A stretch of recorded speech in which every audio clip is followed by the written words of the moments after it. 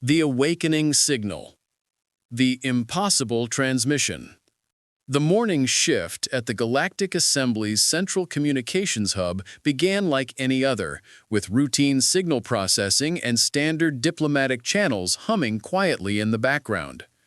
Junior communications analyst Vren, a young Keltharian with iridescent blue skin and 3 delicate eye stalks, was reviewing overnight data logs when his monitoring console erupted in cascading alerts.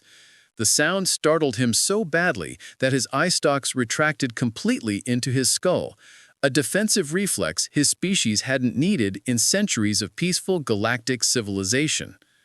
The frequency scanner displayed something that shouldn't exist, a transmission on an ancient bandwidth, one that predated the current galactic assembly by thousands of years. Vren's hands trembled as he verified the readings 3 times, certain his equipment was malfunctioning. But the signal remained constant, pulsing with a rhythm that suggested intelligence and purpose. The origin coordinates made him freeze completely. Sector designation, Forbidden Zone 17, a region of space that every star chart marked with warning symbols and every Spacers Guild taught their pilots to avoid. Within the hour, the Assembly's grand chamber filled with representatives from across known space. The circular hall, designed to accommodate hundreds of different species in their preferred environments, buzzed with confused conversation. Ambassador Chiron of the Valanthe stood at her designated position, her graceful form wrapped in the traditional diplomatic robes of her people. Her silver skin caught the ambient light as she studied the data scrolling across her personal display. Her species had served as mediators and peacekeepers for 3,000 years, but even their extensive historical records offered little explanation for what they were witnessing. The Council convenes. High Chancellor Morvik called the emergency session to order with a resonant tone that quieted the chamber. The ancient Kordaxian's voice carried natural authority, his massive frame and wise eyes commanding respect from all present. He gestured toward the central holographic display, which now showed the mysterious signal's waveform alongside its point of origin. The transmission originated from what old records called the Sol System, a designation that appeared only in the most ancient databases. Chief Archivist Telman, an elderly Saravine whose species possessed perfect memory, stood to address the council. His 6 arms gestured expressively as he spoke, pulling up fragments of historical data that floated in the air around him. Most of the records were corrupted, damaged by time and multiple database migrations over millennia. But certain key facts remained clear. The Sol System had once housed a species called humans. They had been members of what was then called the Galactic Coalition, a predecessor government to the current assembly. Approximately 11,000 years ago, during a period historians called the Great Silence, the humans had simply vanished. No ships, no distress calls, no explanation. Most modern scholars assumed they had been destroyed in some catastrophic event, or had fled beyond known space. Their home system had been marked as forbidden territory, though the reasons for this designation had been lost to time. Ambassador Chiron studied the fragmentary records with growing unease. The few surviving images of humans showed bipedal creatures that looked remarkably similar to several modern species, including her own Valanthe people. Could there be a connection? She made a mental note to research her own species' genetic history more thoroughly. The decision to investigate. High Chancellor Morvik proposed sending an expedition to investigate the signal. This suggestion sparked immediate debate. Some representatives argued that forbidden zones were marked for good reason and should remain undisturbed. Others countered that 11,000 years was long enough for any danger to have passed. Still others suggested that the signal itself might be a cry for help from survivors who had waited millennia for rescue. After hours of discussion, the council voted to send a diplomatic and scientific vessel to make first contact if any living beings remained in the Sol System. The ship chosen for this mission was the Horizon's Edge, a state-of-the-art exploration vessel equipped with advanced sensors, diplomatic facilities, and enough defensive capability to handle unexpected dangers. Captain Zrel, a seasoned explorer from the insectoid Vraxian species, would command the mission.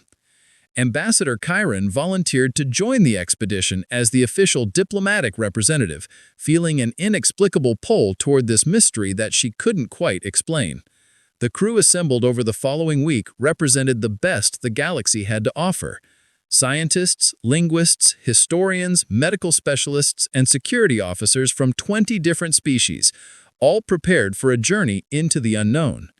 As the horizon's edge departed from Assembly Station Primus, thousands watched from observation decks and holographic feeds, wondering what secrets the expedition might uncover. Journey to the Ghost System.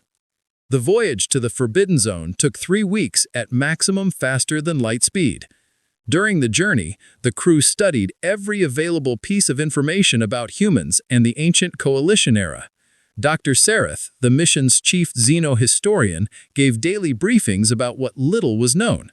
The humans had apparently been a relatively young species when they joined the Coalition, having only recently achieved interstellar travel. But they had quickly distinguished themselves through their adaptability and what ancient records described as remarkable persistence in the face of adversity. More intriguing were fragmentary references to something called the Devourer War. The records about this conflict were heavily corrupted, but they suggested a massive threat had emerged during humanity's time in the Coalition. Whatever the Devourers had done, they seemed to have caused catastrophic destruction across multiple sectors. Then the records simply stopped, as if entire databases had been deliberately purged. Ambassador Chiron spent her evenings in the ship's observation lounge, staring out at the stars streaming past in faster-than-light speed. Something about this mission felt deeply personal, though she couldn't explain why. Her dreams were filled with images of burning worlds and desperate battles, scenes that felt like memories rather than nightmares. She mentioned this to no one, fearing they would think stress of the mission was affecting her judgment. When the horizon's edge finally dropped out of faster-than-light speed at the edge of the Sol system, every crew member fell silent. The view on the main display defied all expectations. They had expected to find ruins, debris fields, perhaps the remnants of ancient battles. Instead, they discovered something far more extraordinary. The Sleeping Fortress. The system wasn't dead. It was dormant. Massive orbital structures surrounded every planet and major moon, their surfaces dark but clearly intact. Satellite networks formed perfect geometric patterns around the system's yellow star. Around the third planet, a blue and green world that must be the human homeworld, Earth, hundreds of enormous space stations maintained synchronized orbits. But nothing moved. No lights, no transmissions, no signs of life. Just ancient structures waiting in perfect silence. Captain Zrel ordered the ship to proceed cautiously toward Earth, sensors scanning continuously.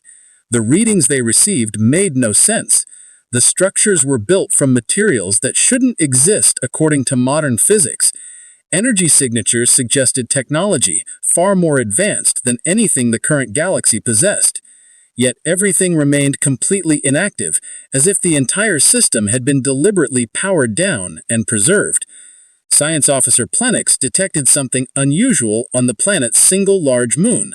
A facility built into the moon's surface showed faint power fluctuations, the first sign of activity they had observed. As they watched, lights began activating across the structure's surface. Systems that had been dormant for 11 millennia were coming online, responding to the presence of the horizon's edge. Ambassador Chiron's communication console suddenly flooded with incoming signals.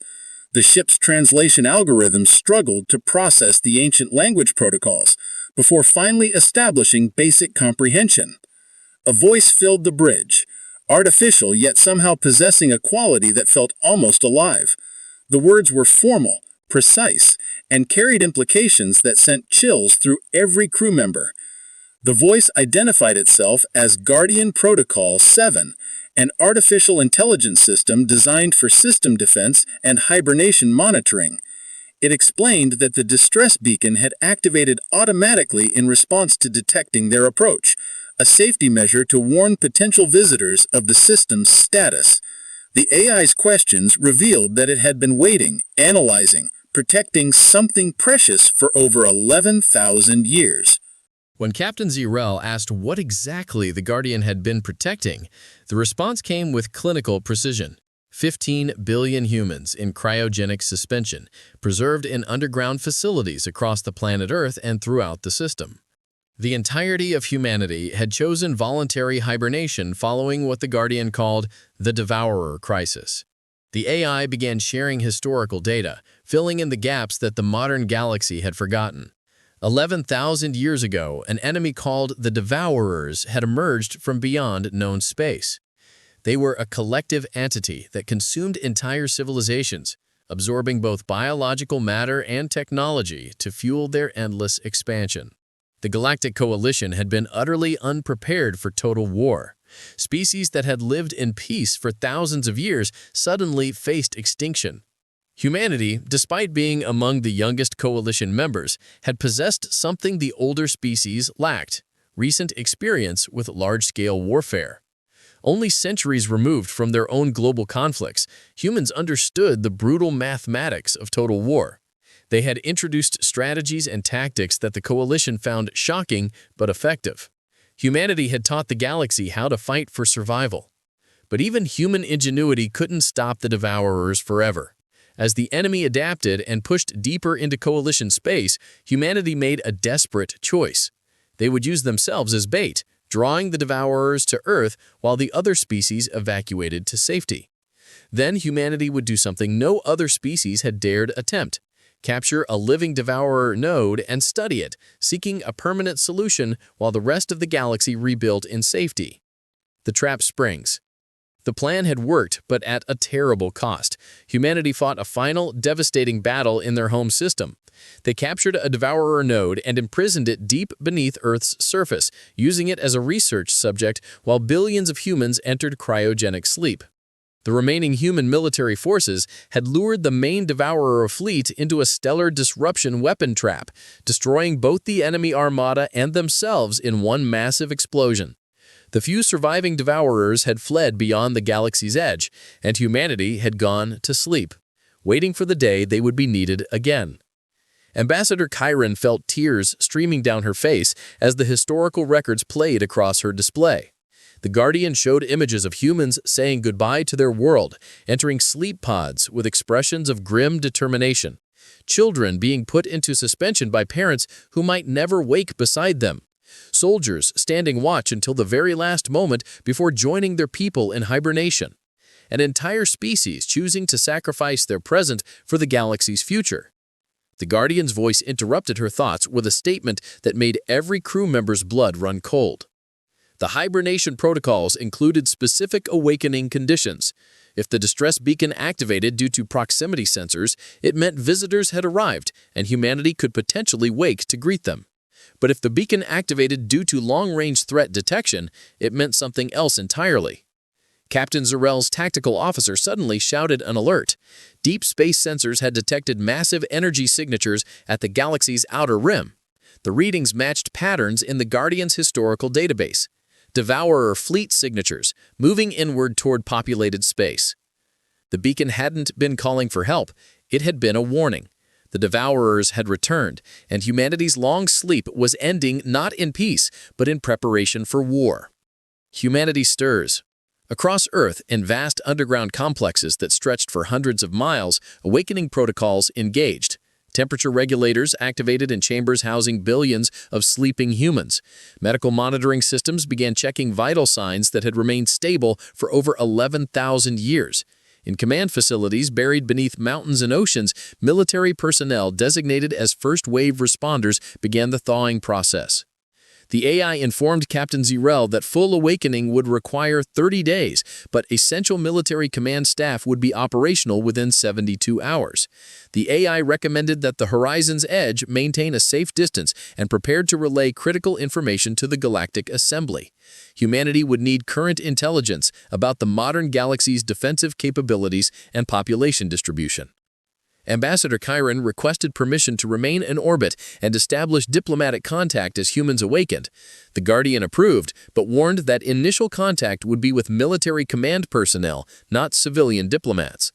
Humanity had gone to sleep as warriors, preparing for an inevitable fight. They would wake the same way. In a command center deep beneath what had once been called the North American continent, Commander Elena Vasquez opened her eyes for the first time in 11,000 years. Her first conscious thought was crystal clear, cutting through the fog of long sleep with perfect focus. Had they come back? Were the devourers returning? Around her, other command staff were emerging from their pods, their training overriding any confusion or disorientation. They had prepared for this moment, lived it countless times in simulation during their hibernation dreams. Vasquez pulled herself from the pod and moved immediately to the central command display. Data flooded across screens as the Guardian briefed her on current status. Unknown alien vessel in orbit, galactic assembly rather than coalition. 11,000 years had passed. And yes, the devourers were returning. She felt a grim satisfaction. Humanity had been right to wait, right to prepare. They were needed again. She opened a communication channel to the horizon's edge. Her voice was hoarse from disuse, but carried unmistakable authority. She identified herself and requested current tactical data about the Devourer fleet positions. Captain Zarel responded with coordinates and sensor readings, his voice revealing how shocked he was at how quickly the humans had become operational. Commander Vasquez studied the data silently, her mind already calculating response strategies that drew on 11,000 years of simulated tactical development. Finally, she spoke again, her words carrying implications that would reshape the galaxy. Humanity had slept for over 100 centuries, but they had never stopped training, never stopped preparing, never forgotten what was coming. The galaxy had moved on and forgotten about them, but the Devourers would soon remember. And this time, humanity wasn't fighting alone in a desperate last stand. This time, they had time to prepare. This time, they would show the galaxy exactly what humans could do when they fought not just for survival, but for victory. The war that had paused 11,000 years ago was about to resume, and humanity was finally, terribly, ready. What humanity remembers: the cost of awakening. Commander Elena Vasquez stood in the central operations chamber as thousands of displays came online around her, each showing a different aspect of Earth's awakening. Her body still felt the strange disconnect of having slept for over 11 millennia, but her mind was sharp, focused by decades of tactical training experienced during hibernation simulations. Around her, other command personnel moved with similar efficiency, their movements revealing the muscle memory of preparation that had continued even as they slept. The chamber itself was a marvel of preservation engineering. Built 2 miles beneath the surface, protected by energy shields that had maintained perfect integrity for 11,000 years, it represented humanity's determination to survive no matter what time demanded. Holographic displays floated in the air, showing awakening progress across every continental facility. The numbers climbed steadily: 1 billion awake, then 2 billion, then 3 billion. Each person emerging from suspension with memories of both the ancient war and centuries of simulated training. Vasquez pulled up personnel files on her command officers. First awake were the military coordinators, people who had served during the original Devourer War and volunteered for indefinite hibernation. Major Chen, who had commanded the defense of the Mars colonies during the siege. Captain Okonkwo, whose evacuation strategies had saved 30 million civilians from the Outer Rim worlds. Dr. Rashid, whose weapons development division had created the stellar disruption technology that finally drove the Devourers away. All of them were emerging now, their knowledge and experience as fresh as the day they entered suspension. But Vasquez knew that awakening billions wasn't the real challenge. The real challenge would be explaining to the modern galaxy what humanity had become during their long sleep. They had entered hibernation as a relatively young species, still learning their place among the stars. They would emerge as something else entirely, a civilization that had spent 11,000 years preparing for a single purpose: memories of the ancient war. In the medical wing, Dr. Amara Rashid underwent the standard post-hibernation examination while simultaneously reviewing weapons development reports that had been compiled during her simulated consciousness. The medical AI confirmed what she already felt. Her body was in perfect condition, perhaps even better than when she had entered suspension, thanks to advances in cellular repair technology that had been developed during the hibernation period. She thought back to the days before the Great Sleep, remembering the war that had reshaped humanity forever. The Galactic Coalition had been a loose alliance of species that had lived in peace so long they had forgotten what real conflict meant. Their military forces were essentially security services, designed to handle pirates and settle minor disputes. When the Devourers arrived, consuming entire worlds with terrifying efficiency, the Coalition had been paralyzed by shock and indecision. Humanity had been different. Having recently unified after centuries of internal warfare, they understood the dark arithmetic of survival. When coalition leaders debated ethical considerations and tried diplomatic solutions, human commanders were already calculating acceptable loss ratios and developing contingency plans for total warfare. The other species had been horrified by humanity's pragmatism, but they learned quickly enough when their own worlds began burning. Rashid remembered the day she proposed weaponizing stars. The Coalition Science Council had been appalled, calling it barbaric and unthinkable. 3 months later, after the Devourers consumed the beautiful garden world of Thalara and its 3 billion inhabitants, those same council members had approved her stellar disruption project with desperate urgency. Humanity taught the galaxy that survival sometimes required terrible choices. But the Devourers learned too. They adapted to human tactics, developed countermeasures, began targeting human positions specifically. They recognized that humanity was the most dangerous prey, the species most likely to find a way to hurt them badly. So they pushed toward Earth with relentless focus, and humanity let them come because by then, the trap was ready. The truth about the sleep. Ambassador Kieran had spent the past 3 days in orbit reviewing the historical records the Guardian AI provided. Each revelation left her more shaken than the last. The modern galaxy remembered nothing about the Devourer War because the surviving species had deliberately erased those memories. The trauma had been too great, billions dead, entire civilizations consumed, ancient cultures lost forever. The successor governments to the coalition had chosen collective amnesia, rebuilding their societies on foundations of willful forgetting. But now she was learning something that the Guardian had held back initially, revealing only when human command personnel were awake to authorize the disclosure. The Great Sleep hadn't been humanity's only sacrifice.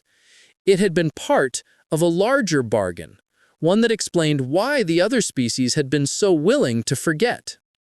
Humanity captured a living devourer node during the final battle for Earth. Rather than destroy it, they imprisoned it in a containment facility buried beneath the Pacific Ocean, using technology that the coalition species didn't want to understand and didn't want to possess. The node was kept alive, studied, dissected psychologically and biologically. Humanity spent the next year extracting every piece of information possible from the creature, learning its weaknesses, understanding its collective consciousness, discovering what made it vulnerable. Then, humanity made their offer to the surviving coalition species. They would enter hibernation and take responsibility for guarding the captured node. They would continue studying it during their suspension, developing weapons and strategies in simulated time while the galaxy rebuilt in peace. But in exchange, the other species had to leave Earth's space, forbidden territory, and never return. Humanity would bear the burden of remembering so that everyone else could forget. The coalition survivors had accepted gratefully, perhaps too gratefully. They left Earth's space with relief, happy to let humanity shoulder the terrible responsibility. Within a few generations, the Devourer War became myth, then legend, then forgotten history. The species that descended from coalition refugees built new civilizations and convinced themselves that the ancient horrors had never existed. Ambassador Kieran realized with growing horror that her own species, the Volanthi, were likely descendants of coalition refugees. The genetic similarities between her people and humans weren't coincidence. They were evidence of common ancestry, separated by 11,000 years of divergent evolution. Humanity had fought and died protecting her ancestors, then slept for millennia guarding against threats her species no longer even remembered. The guilt was overwhelming. The modern galaxy's weakness. Captain Zrel convened an emergency conference with the Galactic Assembly leadership, transmitting from the horizon's edge. The holographic display showed High Chancellor Morvik and the senior representatives from major member species. Captain Zrel presented the situation with brutal clarity. The Devourers were returning, and the modern galaxy was completely unprepared. The Assembly's military forces consisted primarily of peacekeeping units designed for low-intensity conflicts. The galaxy possessed powerful defensive technology, but little practical experience using it in real warfare. Most member species had lived in peace for thousands of years. They had no institutional memory of total war, no cultural frameworks for understanding extinction-level threats. High Chancellor Morvik listened gravely, his expression growing more troubled as the briefing continued. He asked the obvious question: could humanity help them prepare? Captain Zrel glanced at the data link with Earth's command center before responding. Commander Vasquez had authorized him to share humanity's assessment. The answer was yes, but the Assembly needed to understand what accepting that help would mean. Humanity had spent 11,000 years preparing for total war. They possessed weapons technology millennia beyond the current galactic standard. They had tactical doctrines developed through countless simulated battles. They maintained a military force structure designed for one purpose: defeating the Devourers completely. But integrating that capability with the modern galaxy's forces would require the Assembly to accept human command authority in military matters. The implications caused immediate controversy in the Assembly chamber. Some representatives welcomed human assistance desperately. Others worried about giving too much power to a species they didn't really know. Still, others questioned whether humans might be as dangerous as the threat they proposed to fight. Ambassador Kieran spoke up from the horizon's edge, her voice carrying a conviction that surprised even herself. She vouched for humanity, explaining the sacrifices they had made and the burden they had carried alone for millennia. The first battle groups deploy. While the Galactic Assembly debated political implications, Commander Vasquez was already deploying humanity's defensive forces. War fleets that had waited in perfect storage for 11,000 years received awakening crews and moved out from Earth's orbit.